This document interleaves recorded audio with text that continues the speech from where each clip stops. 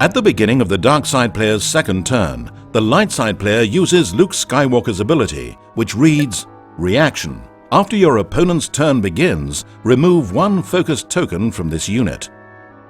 The dark side player advances the Death Star dial by 1, and then, since the balance of the force is on the dark side, he advances the dial by 1 additional tick. In the refresh phase, the dark side player removes one focus token from each card he controls.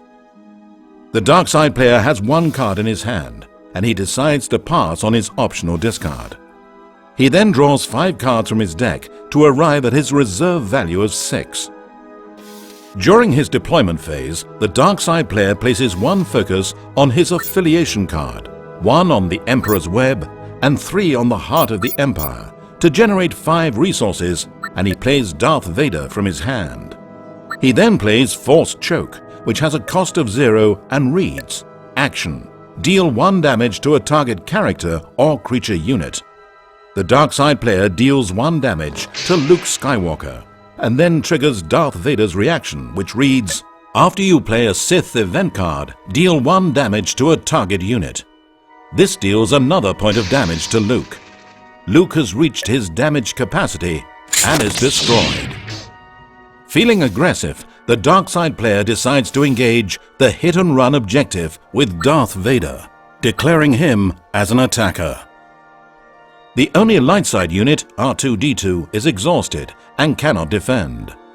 When no defenders are declared, the attacker will win the edge battle automatically. The dark side player, however, still wants to place a card in his edge stack. The revealed card is Target of Opportunity, which reads, If you are the attacking player, deal 1 damage to the engaged objective. Resolving this effect, the dark side player deals 1 damage to hit and run. Having won an easy edge battle, the dark side player now strikes with Darth Vader.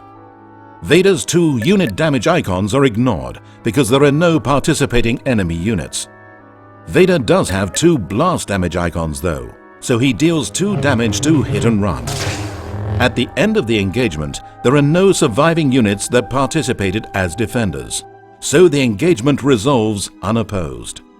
This means that an additional point of damage is dealt to the hit-and-run objective. The hit-and-run objective has reached its damage capacity of 4 and is destroyed. It is then placed in the dark side victory pile. Each time a light side objective is destroyed, the Death Star dial advances by 1 point for each objective card in the dark side's victory pile.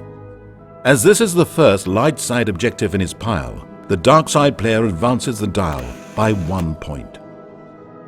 The dark side player does not commit any additional units to the force.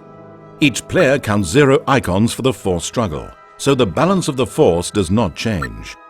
The dark side player's second turn is now complete, and it is the light side player's turn. Play continues to alternate in this fashion until one player achieves his victory condition. The dark side player wins the game if the Death Star dial advances to 12. The light side player wins the game if he destroys 3 dark side objectives.